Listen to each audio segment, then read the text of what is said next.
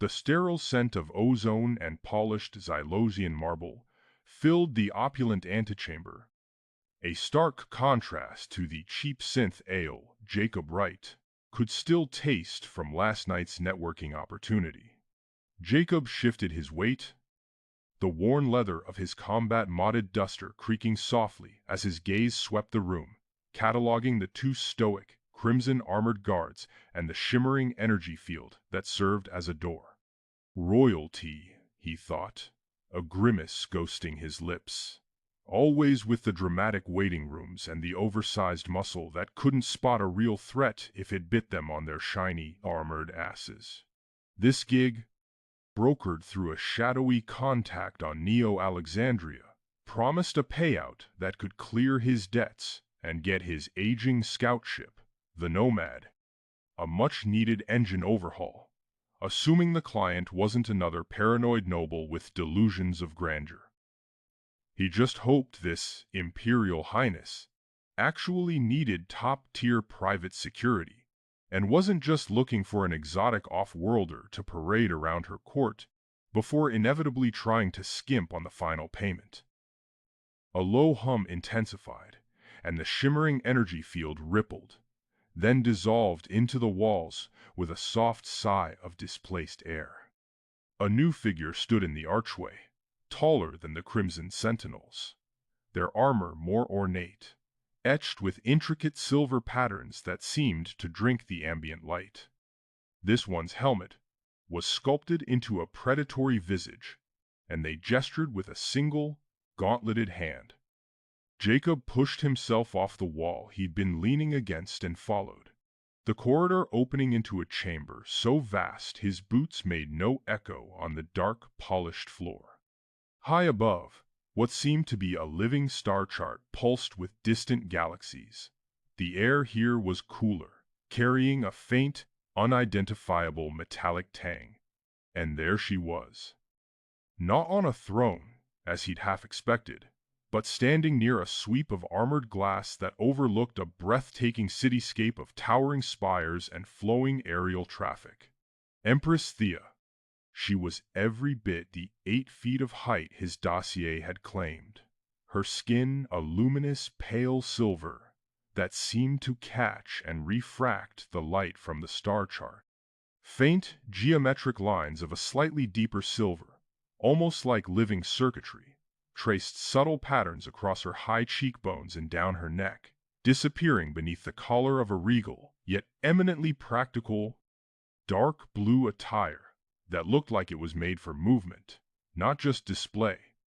Her eyes, large and framed by dark lashes, were the color of flawless amethysts, and they were fixed on him with an unnerving intelligence. Jacob felt a familiar tightening in his gut, the kind that came when he was sizing up something truly dangerous, or dangerously captivating. Damn, he thought, his earlier cynicism momentarily silenced. Definitely royalty, and definitely not looking for a parade piece. There was a commanding presence about her, an aura of quiet power, but none of the overt aristocratic arrogance he'd come to associate with her station. After a moment of intense, silent assessment that made the hairs on the back of Jacob's neck prickle, Empress Thea spoke. Her voice was calm, carrying an undeniable authority. Yet it possessed a unique, resonant quality, like distant chimes carried on the wind. Your credentials, while unconventional, are notable. She turned fully from the cityscape, her amethyst gaze unwavering. Many here believe I seek a partner, a bond, to secure my reign. A hush fell, filled with unspoken meaning. They are mistaken. Her eyes narrowed slightly, a flicker of something unreadable within their depths. Then, the words that would derail his day, possibly his year. I don't need a mate, human, I need a bodyguard. She tilted her head, the subtle silver lines on her skin seeming to shift. A discreet, unaffiliated, and exceptionally capable one. Your reputation suggests you might be all three. Are you? Jacob let out a breath he hadn't realized he was holding. The offer was insane, unexpected, and yet it had a certain brutal logic he could appreciate. He felt the corner of his mouth twitch. "Empress," he began, his voice carefully neutral, though a hint of his usual bravado bled through. "For the right price and a clear understanding of the threats, I can be whatever you need me to be. Being a mate usually costs extra, and frankly, I'm not sure you could afford my rates for that particular service." "Alpha," the official finished. Jacob leaned forward, his gaze locking onto Thea's. "Empress," he said, his voice low and professional. "Before we proceed, I need to clarify something. My standard rate applies to conventional threats, assassins, rival factions, garden-variety rebellions. However," he paused, letting the implication hang in the air, "unforeseen existential threats that involve, say, hostile alien empires or ancient Daxamite prophecies, those require a significant surcharge." He let a ghost of a smile touch his lips. "Consider it hazard pay." Thea's amethyst eyes narrowed slightly, a flicker of amusement dancing within them. "Direct, human. I appreciate that. Your terms are acceptable." She turned to a tall, slender aide, standing silently to her left. "Prepare the formal contract, ensuring it reflects Captain Wright's comprehensive coverage. He will have full access to all relevant palace records and personnel." She then turned her attention back to Jacob. "You will begin your duties immediately.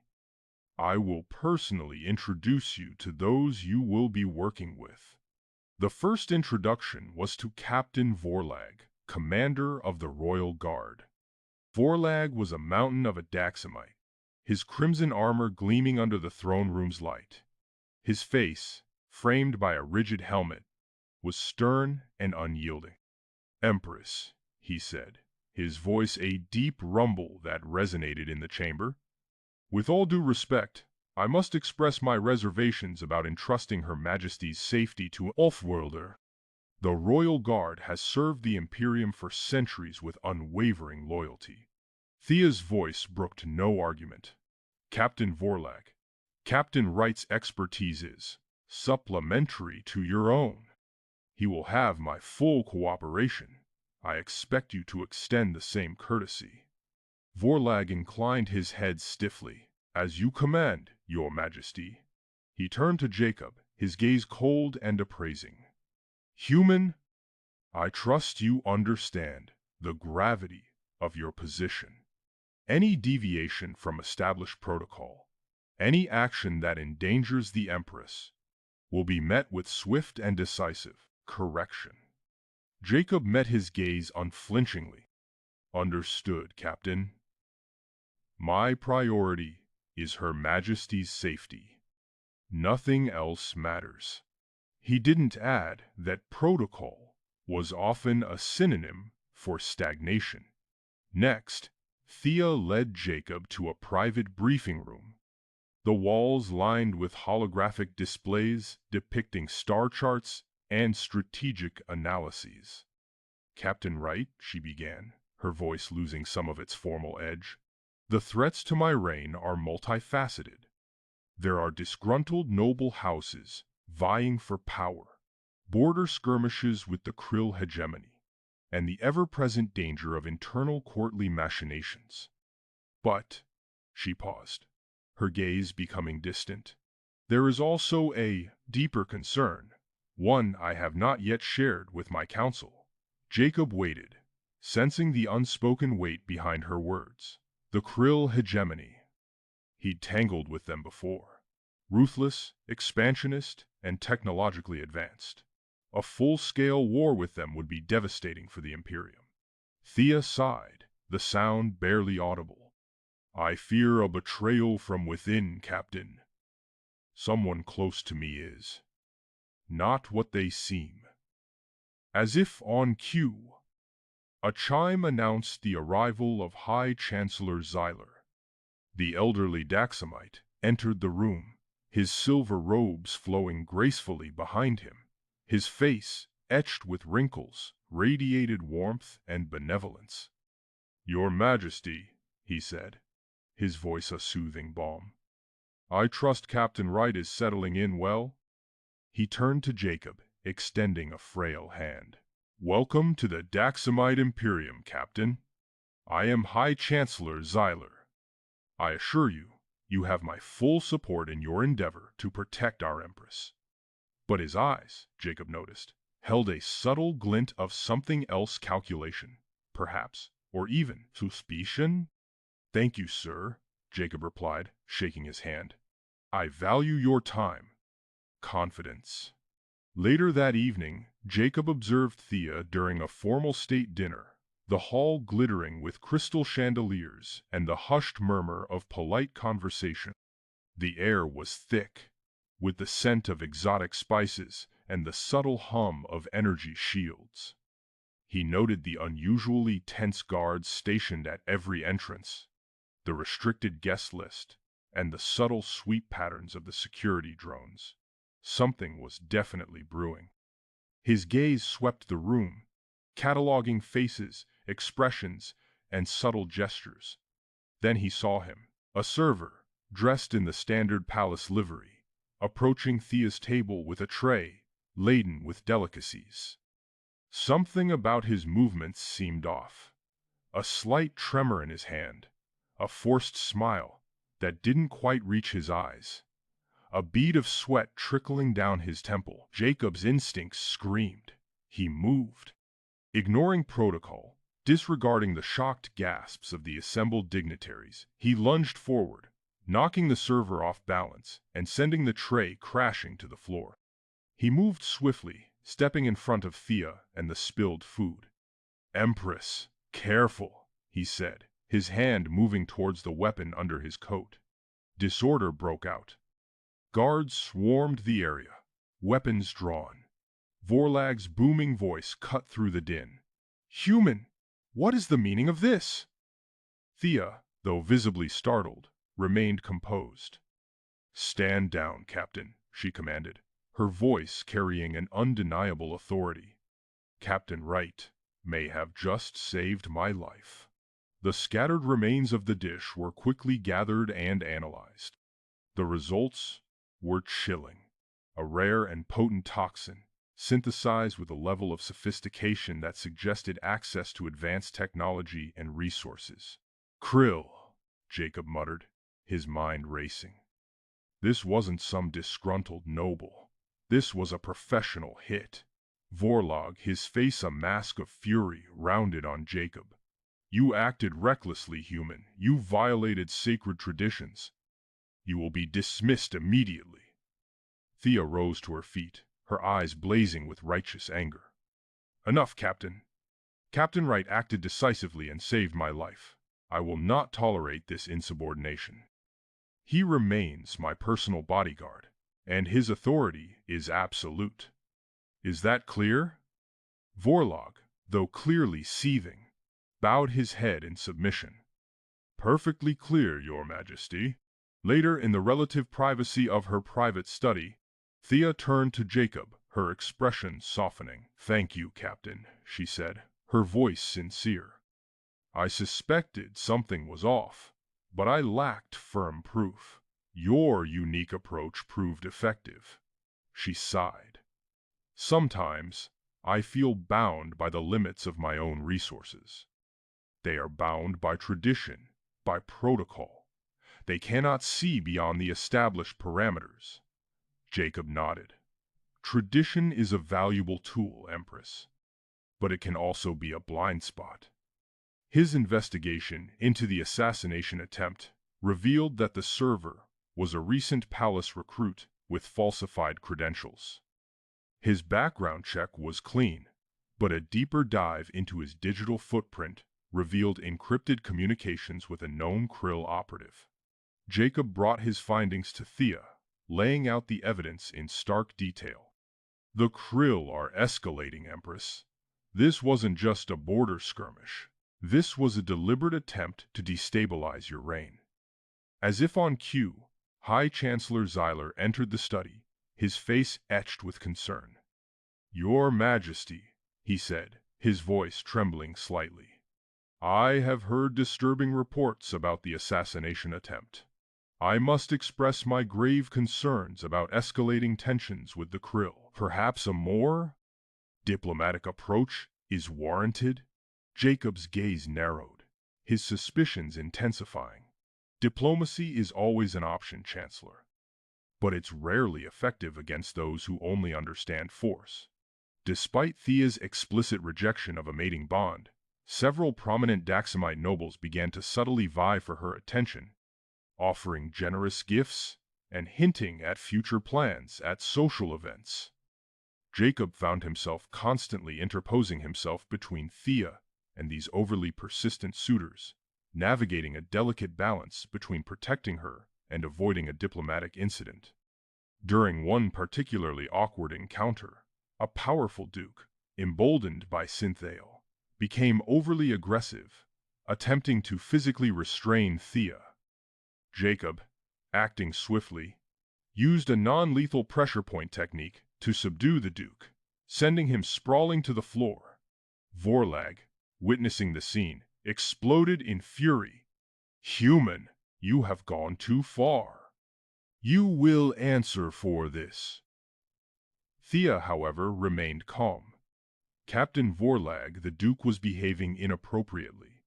Captain Wright acted in my defense. I will hear no more of this."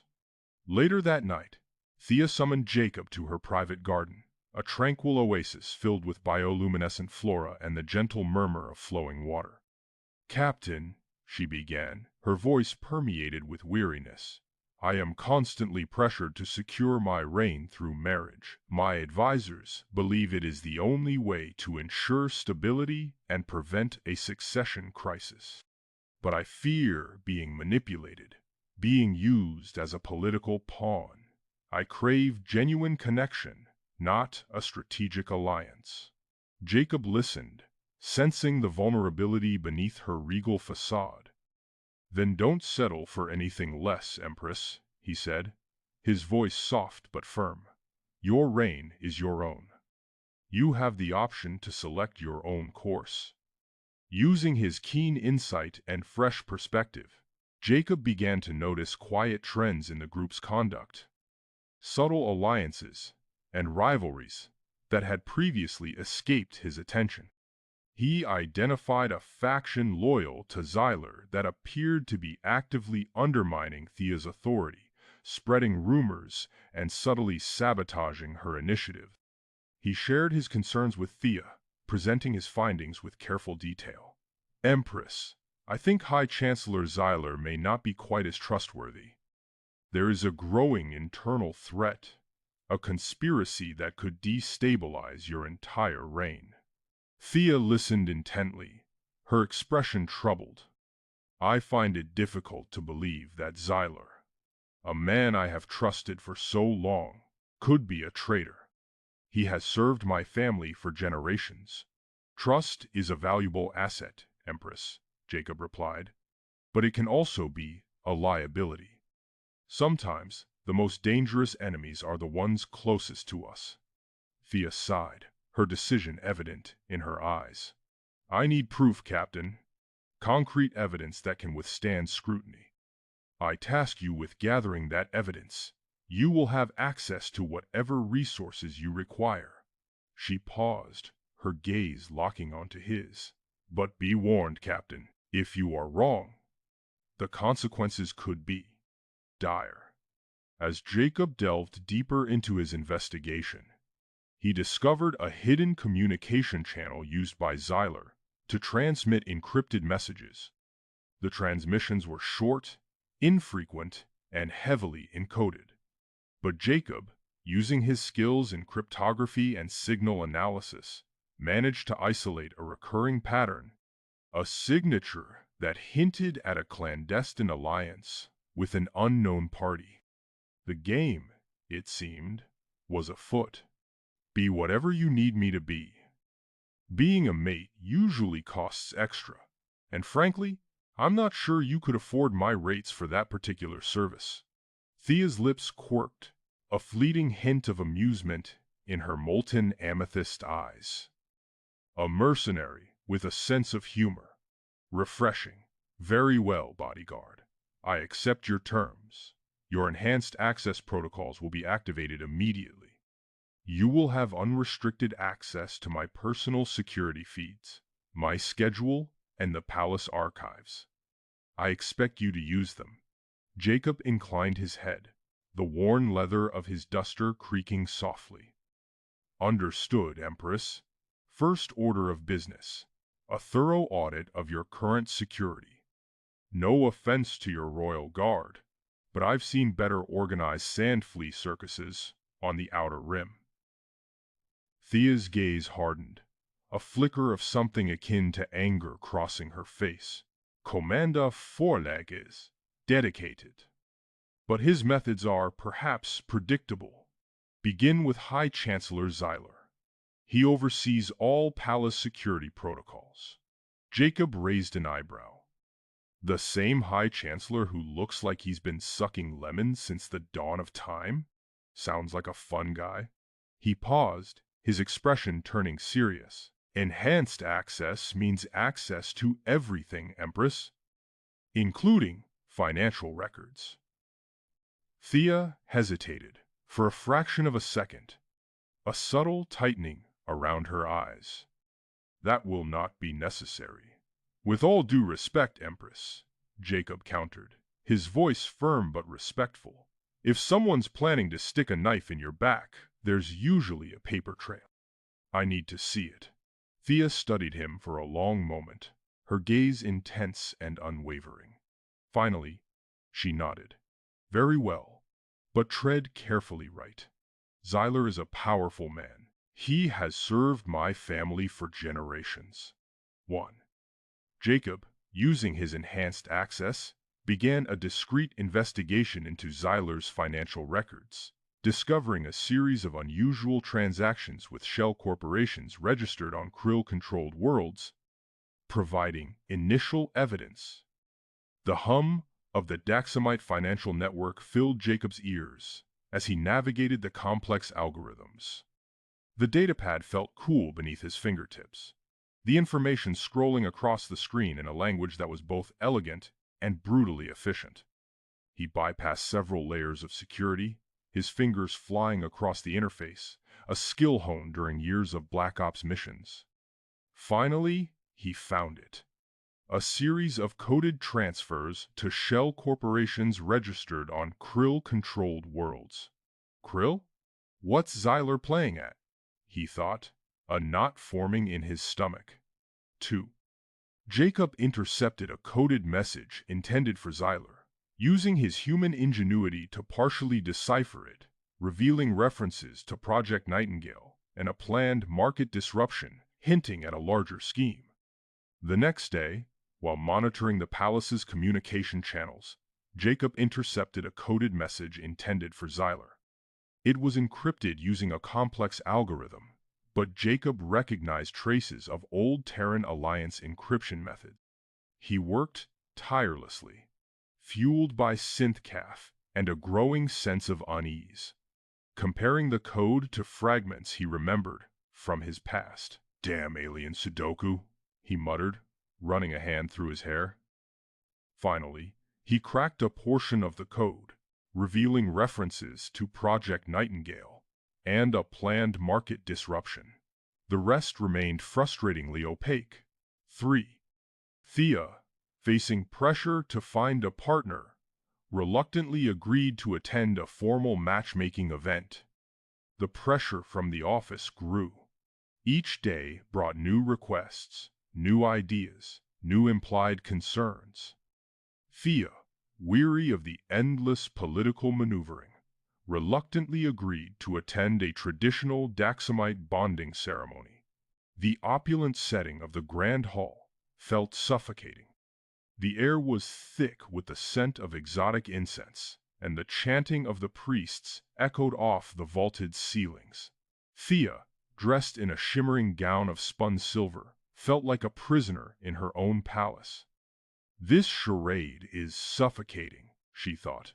her gaze sweeping the room, searching for a friendly face. 4. During the bonding ceremony, a rival noble, Lord Valerius, publicly challenged Thea's authority, accusing her of weakness and undermining Daxamite traditions by relying on an outsider, creating a tense standoff. As Thea made her way to the dais, a figure stepped forward, blocking her path. It was Lord Valerius, a powerful noble with a long history of challenging the Empress's authority. "Your Majesty," Valerius sneered, his voice dripping with contempt. "It is a disgrace that you rely on an outsider, a human, for your protection. You undermine Daxamite traditions and show weakness to our enemies." The room fell silent, all eyes turning to Thea. Her face was impassive, but Jacob could sense the barely suppressed anger simmering beneath the surface. 5. Jacob, despite Vorlag's objections, intervenes to defend Thea's honor, engaging in a ritualistic duel with Valerius, showcasing his combat skills and earning a grudging respect from some of the Daxamite nobles. Vorlag stepped forward, his crimson armor gleaming in the light. "This is a matter for Daxamites, human. Stand aside." "With respect, Commander," Jacob said, his voice calm but firm. "The Empress is under my protection, and I don't take kindly to bullies." He stepped in front of Thea, his gaze locking with Valerius's. "If you have a problem, Valerius, take it up with me." Valerius smirked. "Very well, human. I challenge you to a ritualistic duel. If you win, I will acknowledge your right to protect the Empress. If you lose..." He let the threat hang in the air. The clash of weapons echoed through the hall as Jacob and Valerius engaged in a fierce duel.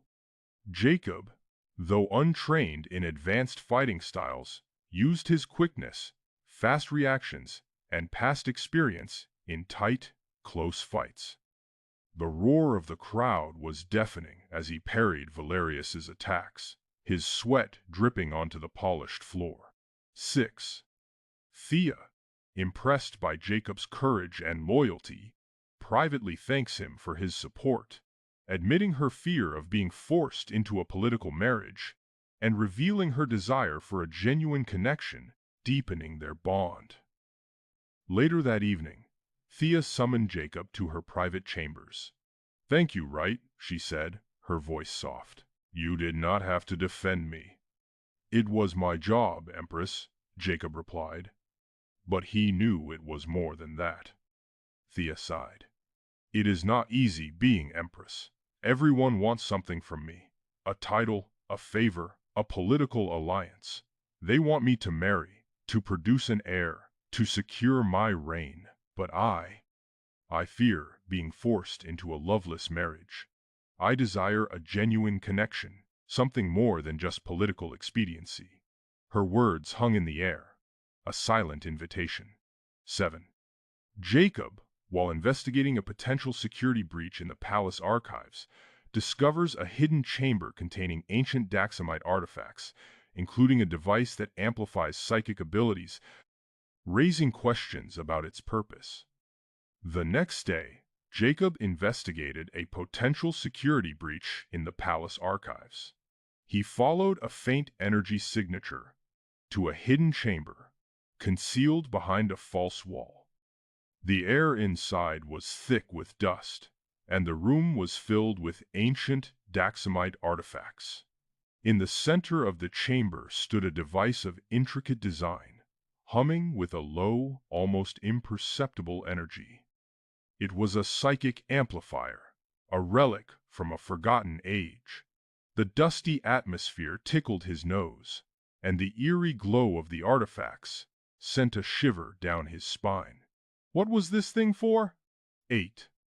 Jacob learns that Project Nightingale refers to a Krill plan to exploit this psychic amplifier to manipulate the Daxamite population, creating widespread chaos and destabilizing Thea's reign, revealing the true extent of the threat. Back in his quarters, Jacob pored over the partially deciphered message, cross-referencing it with the information he had gathered about the psychic amplifier. Suddenly, it clicked. Project Nightingale wasn't about market disruption, it was about psychic manipulation. The Krill planned to exploit the amplifier to manipulate the Daxamite population, creating widespread chaos and destabilizing Thea's reign. This is bigger than I thought, he realized, his heart pounding in his chest. 9. Thea, after reviewing Jacob's evidence, finally acknowledges the possibility of Xyler's treachery, expressing her shock and betrayal, but also her grit to uncover the truth, shifting the power dynamic. He presented his findings to Thea, laying out the evidence in a clear and concise manner. Thea listened intently, her face growing paler with each revelation. "I cannot believe it," she said, her voice barely a whisper. "Xyler, a traitor? It is impossible." "I know this is difficult to accept, Empress," Jacob said, "but the evidence is undeniable. We need to act quickly." Thea's eyes hardened, a spark of drive igniting within them. "You are right. We must uncover the truth. I will not allow Xyler to betray my people." 10. Thea and Jacob, working together in secret, confront Xyler with the evidence of his treason, giving him an opportunity to explain himself. But Xyler denies the accusations and attempts to manipulate Thea's emotions, testing her commitment. Thea and Jacob summoned Xyler to the throne room, the atmosphere thick with tension. They presented him with the evidence of his treason, giving him an opportunity to explain himself. Xyler listened calmly, his face betraying no emotion. When they finished, he simply shook his head. "These are lies, Your Majesty," he said, his voice smooth and persuasive. "I have served your family for generations. I would never betray you." He turned to Thea, his eyes filled with concern. "You are being manipulated, Empress. This human is poisoning your mind." 11. Xyler, realizing his scheme has been exposed, attempts to assassinate Thea, revealing his true allegiance and forcing Jacob to protect her in a desperate close-quarters battle, confirming his villainous nature. Suddenly, Xyler lunged forward, drawing a hidden energy pistol from beneath his robes. He aimed it directly at Thea. "You are a fool, Thea," he snarled, his voice filled with venom. "The Daxamite Imperium will fall, and I will be the one to lead it to glory." Jacob reacted instantly, diving in front of Thea, intercepting the blast with his armored duster. The force of the impact knocked him off his feet, but he managed to keep Thea out of harm's way. 12. During the fight, Xyler reveals a hidden cybernetic implant that enhances his strength and agility, proving to be a formidable opponent for Jacob, showcasing the Krill's technological augmentation. Xyler, his eyes blazing with fanaticism, advanced on Jacob, his movements unnaturally fast and powerful. Jacob realized with a jolt that Xyler possessed a hidden cybernetic implant, enhancing his strength and agility. The Krill's technological augmentation was far more advanced than he had anticipated. 13. Jacob manages to subdue Xyler, but not before Xyler activates a self-destruct sequence in the psychic amplifier, threatening to unleash a wave of uncontrolled energy that could destroy the palace, raising the stakes. Despite Xylar's enhanced abilities, Jacob managed to gain the upper hand, using his superior combat skills to disarm and subdue the traitor. But as he pinned Xyler to the ground, the High Chancellor let out a triumphant laugh.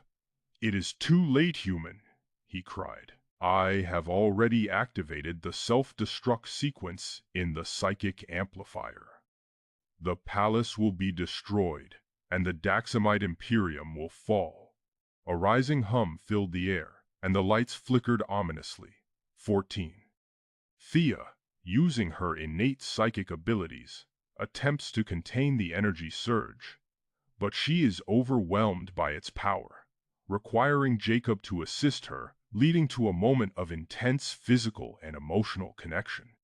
Thea, her face pale with concentration, reached out with her innate psychic abilities, attempting to contain the energy surge emanating from the amplifier. But the power was too great, overwhelming her senses. She cried out in pain, staggering backward. Jacob rushed to her side, grabbing her hand. A jolt of energy surged through him, connecting him to Thea in a way he had never experienced before. He could feel her pain, her fear, her perseverance. 15. Jacob and Thea, working in unison, managed to stabilize the psychic amplifier, preventing a catastrophic explosion. But the device is damaged beyond repair, leaving them without a crucial defense against the krill. Together, they focused their combined energies, channeling their will into the amplifier. The humming subsided, and the lights flickered back to normal. The self-destruct sequence was deactivated. But the amplifier was damaged beyond repair, leaving them without a crucial defense against the krill. 16. Vorlag, witnessing Zyler's treachery and Jacob's bravery, finally accepts Jacob as an ally, offering his support and resources to combat the krill threat, marking a turning point in their relationship. Commander Vorlag approached, his face grim. "I misjudged you, human," he said, his voice filled with grudging respect.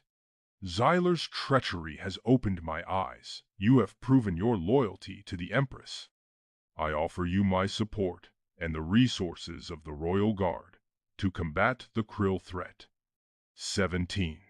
Thea, shaken by the near disaster and Zyler's betrayal, realizes the depth of her feelings for Jacob, acknowledging his unwavering loyalty and courage, leading to a moment of unspoken attraction. Thea looked at Jacob, her eyes filled with gratitude and something more. He had saved her life, not once, but twice. His unwavering loyalty and courage had touched her in a way she could not deny. He saved me. Again, she thought, her heart swelling with emotion. 18. Jacob and Thea share a private moment of vulnerability, acknowledging the growing connection between them, but recognizing the dangers of pursuing a relationship amidst the escalating crisis, creating romantic tension. Later, as they stood alone in the throne room, Thea reached out, gently touching Jacob's arm. "Thank you, Jacob," she said, her voice soft. "For everything." "It's my duty, Empress," Jacob replied, but his gaze lingered on her face, his heart pounding in his chest. "There is a connection between us, Jacob," Thea continued, her voice barely a whisper. "I cannot deny it, but now is not the time. We face a grave threat. We must focus on defending our people." 19. Thea receives a coded message from a krill operative, revealing their knowledge of the psychic amplifier's destruction and their intention to launch a full-scale invasion of Daxamite territory, escalating the external conflict. As if to punctuate her words, a coded message flashed across the communication screen. It was from a krill operative, revealing their knowledge of the psychic amplifier's destruction and their intention to launch a full-scale invasion of Daxamite territory. 20. Thea and Jacob, facing an imminent krill invasion and the threat of internal betrayal, make a pact to defend the Daxamite Imperium at all costs, solidifying their partnership and setting the stage for a desperate battle. Thea turned to Jacob, her eyes filled with drive. "The krill are coming," she said, her voice resolute. "We must defend the Daxamite Imperium at all costs." Jacob nodded, his expression grim. "Then let's get to work, Empress. We have a war to win." The klaxons blared, bathing the throne room in strobing crimson. Daxamite guards, usually statuesque in their silver armor, scrambled, their faces tight with panic. Outside, the muffled thud of energy weapons echoed through the palace's ventilation shafts. Status. Thea's voice cut through the noise clear and strong. A calm officer, his face pale with strain, reported, "Your Highness, the enemy. They've begun a strong advance on the outer sectors. Their cloaking technology, it's far more advanced than we anticipated. Planetary defense systems are failing." Jacob, already moving, clipped a tactical display to his wrist. Holographic projections shimmered, showing the Daxamite star system under siege. Red tendrils representing krill ships snaked through the void, bypassing defense platforms with impunity. Their attack patterns, they're not random. They're targeting key infrastructure, power relays, communication hubs. They're trying to cripple the entire system. He tapped a section of the display. "See these subtle energy fluctuations? It's not perfect cloaking. There's a residual distortion field. We might be able to exploit it." Vorlog, his face grim, approached. "Human, your analysis is intriguing.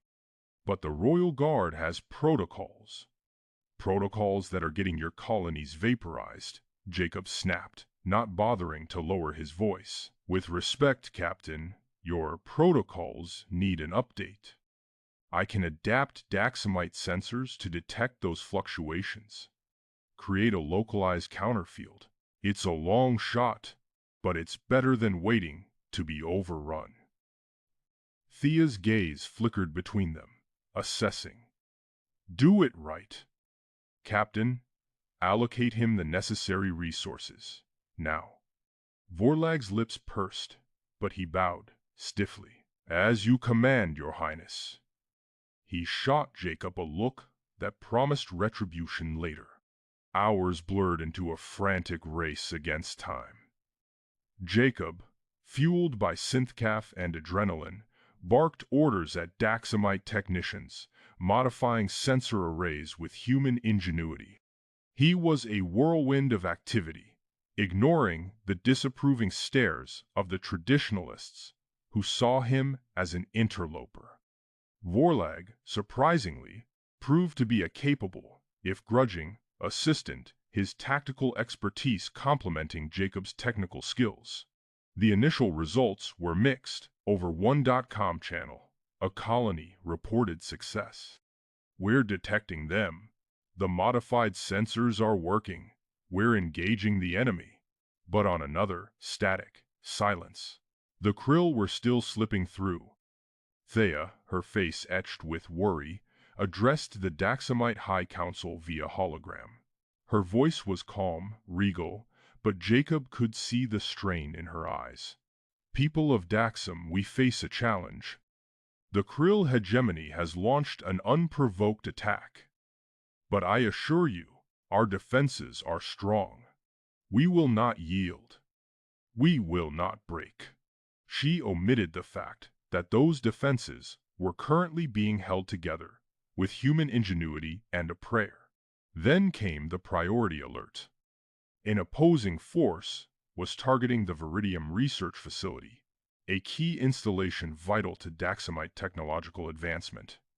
"That's it," Jacob said quietly. "They're not just after land. They want our tech." Thea's eyes flashed. "We cannot let them have it. Vorlag, prepare a defense force." "Right, you're with me." The research facility was a labyrinth of corridors and labs carved into the side of a mountain. Jacob, with a blaster, led a small team of strange troops through the site. "They'll expect us to defend the main entrances," he said, his voice low. "We'll use the service tunnels, set up ambushes, make them fight for every meter." His guerrilla tactics confused the krill. They were used to overwhelming force, not hit-and-run attacks in the shadows. Jacob exploited the facility's layout, using maintenance shafts and hidden passages to outmaneuver the invaders. Thea, arriving with reinforcements, joined the fray. She moved with a grace that belied her height, her energy blade a blur of silver light. Jacob saw her take down two krill warriors with a single, fluid motion. She was a warrior empress fighting for her people, but the krill were relentless. Their energy weapons, far more advanced than anything Jacob had seen, punched through the facility's defenses. A section of the ceiling collapsed, showering them with debris. "They're breaching the main lab," a soldier shouted. "They're after the prototype energy shield." Jacob cursed. The energy shield. It was Daxamite's last hope against the krill's superior firepower. "We have to stop them," Thea said, her voice tight. Jacob's mind raced. He scanned the lab schematics on his wrist display.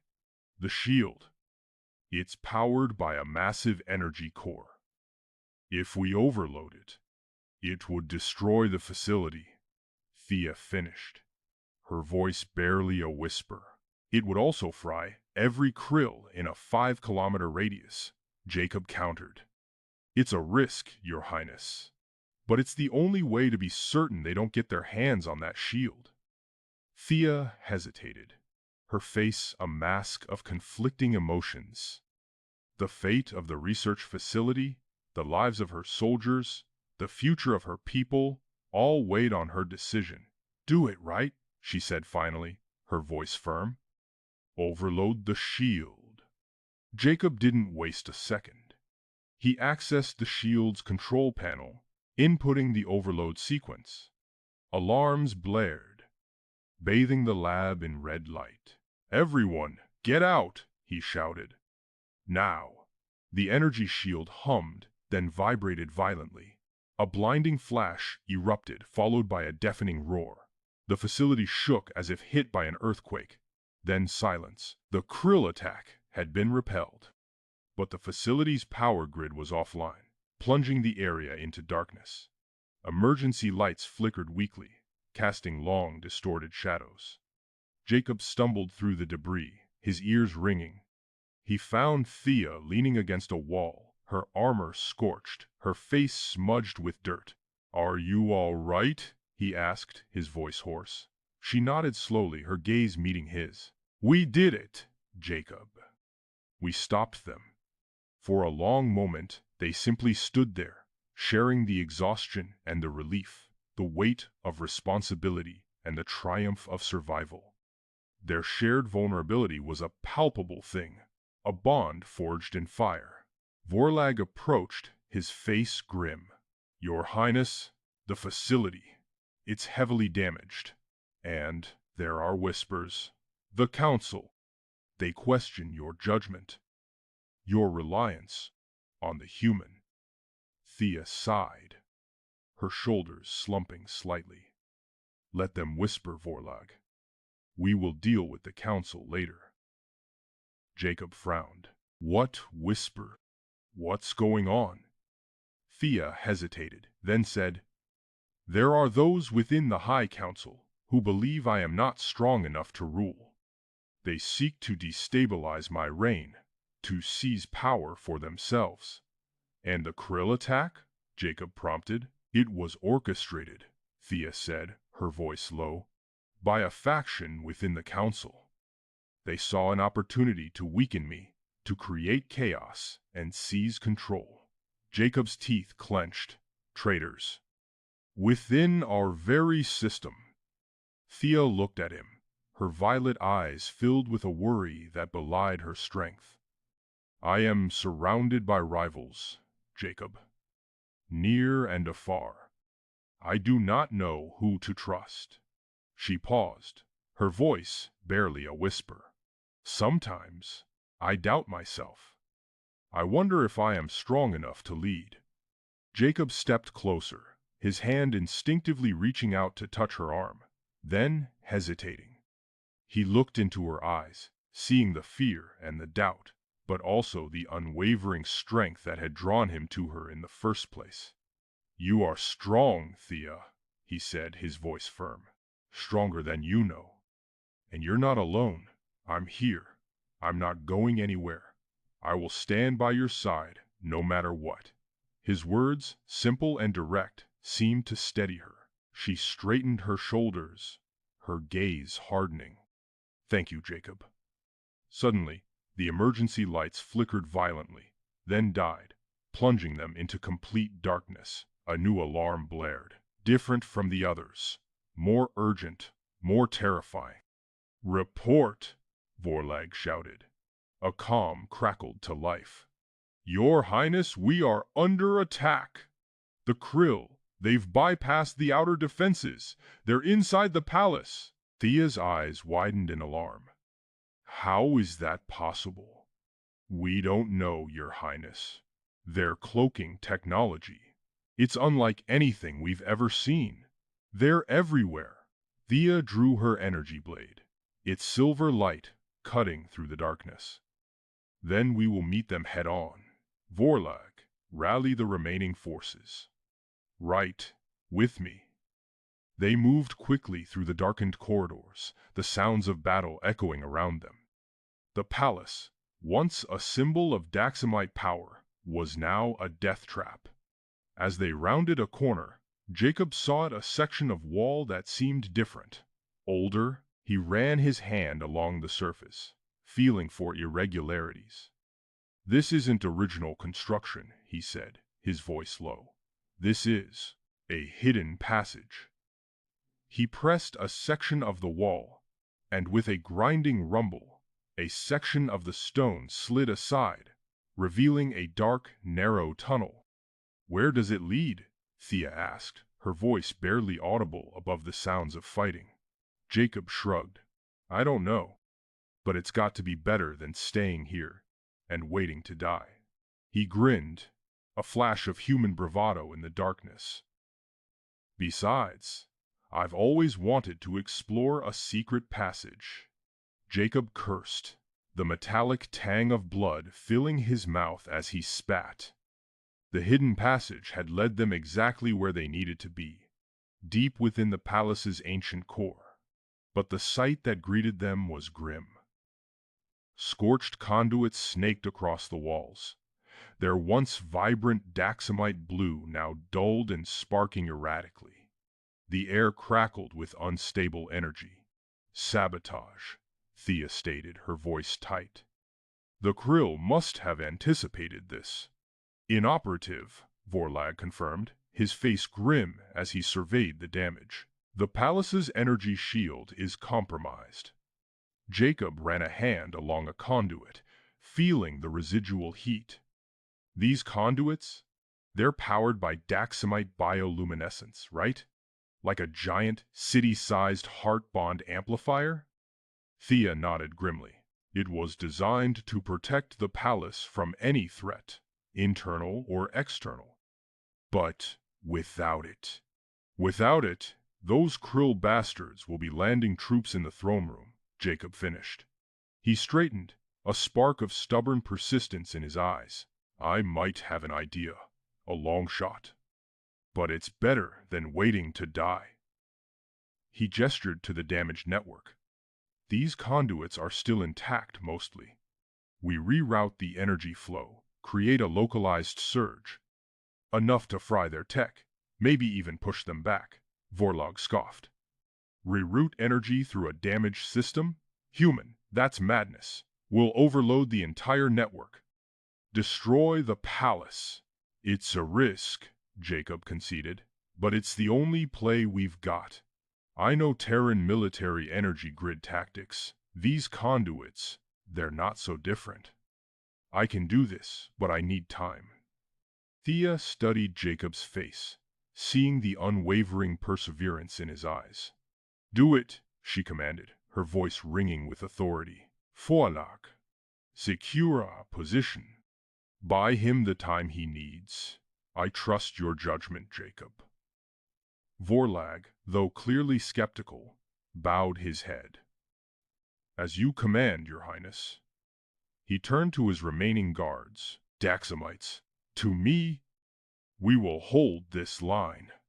The ensuing battle was a maelstrom of energy blasts and desperate melee combat. Krill warriors, their chitinous armor gleaming under the flickering lights, swarmed through the passages, their weapons spitting plasma. Vorlag and his loyal guards met them head-on, their bioluminescent blades flashing in the confined space. Meanwhile, Jacob worked feverishly, his fingers flying across the damaged conduits, rerouting energy flows, bypassing damaged sections, his mind racing, calculating, improvising. Sparks flew, the air sizzled, and the entire network hummed with unstable power. He ignored the sounds of battle, the screams, the explosions, focusing only on the task at hand. Finally, with a triumphant grin, he threw the final switch. "Here we go," he muttered. A wave of pure energy surged through the palace, a visible pulse of daxamite blue that washed over everything. The Krill invaders shrieked as their advanced technology sputtered and died. Their weapons malfunctioned, their armor short-circuited, and their ships hovering above the palace sputtered and began a chaotic retreat. "It worked!" Jacob shouted, relief flooding him. But the relief was short-lived. A klaxon blared, a deafening alarm that echoed through the palace. Red lights flashed, bathing the chamber in an ominous glow. "What's happening?" Thea cried, her eyes wide with alarm. "Fail-safe," Jacob realized, his face paling. "The energy surge. It triggered a fail-safe, a self-destruct sequence. The palace. It's going to blow." Thea stared at him in horror. "There must be a way to stop it." Jacob scrambled to access the control panel, his fingers dancing across the keys. "It's locked down. Requires a specific bioluminescent frequency. A perfect daxamite heart bond, but amplified beyond anything I've ever seen." "Impossible," Thea whispered, despair creeping into her voice. Jacob pounded his fist against the console. "Damn it, there has to be another way." Thea closed her eyes, her mind racing. "There is an ancient text, a passage about amplifying the heart bond. A catalyst." She opened her eyes, a flicker of hope igniting within them. "The sacred crystal. It's hidden within the palace's inner sanctum." "Then let's go," Jacob yelled, grabbing her hand. They raced through the palace, dodging debris, leaping over fallen warriors, the self-destruct timer ticking down relentlessly. They reached the inner sanctum, a chamber bathed in ethereal light, where a massive crystal pulsed with ancient energy. Thea rushed to the crystal, placing her hands upon its surface. The heart bond. It must be amplified. Focused. Jacob joined her, placing his hands over hers, their fingers intertwining. He looked into her eyes, seeing not just the Empress, but the woman he had come to love. The woman who had trusted him with her life, her world. "Together," he said, his voice filled with emotion. "We can do this. I know we can." They closed their eyes, focusing on their bond, on their love, on their shared purpose. The crystal pulsed, bathing them in its light. Their bioluminescent signatures began to intertwine, growing brighter, stronger, more intense. A wave of energy surged through them, connecting them in a way they had never experienced before. Thea gasped, her eyes snapping open. "The frequency, it's within reach."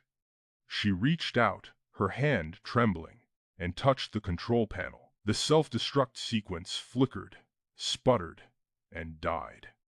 The red lights vanished, replaced by the soft, reassuring blue of the palace's normal lighting. They had done it. They had saved the palace. They had saved each other. Later, standing on a balcony overlooking the repaired palace, Thea addressed her people. Her voice, amplified by the palace's speaker system, rang with power and conviction. People of Daxam, today we have faced a great threat. A threat from without and a betrayal from within.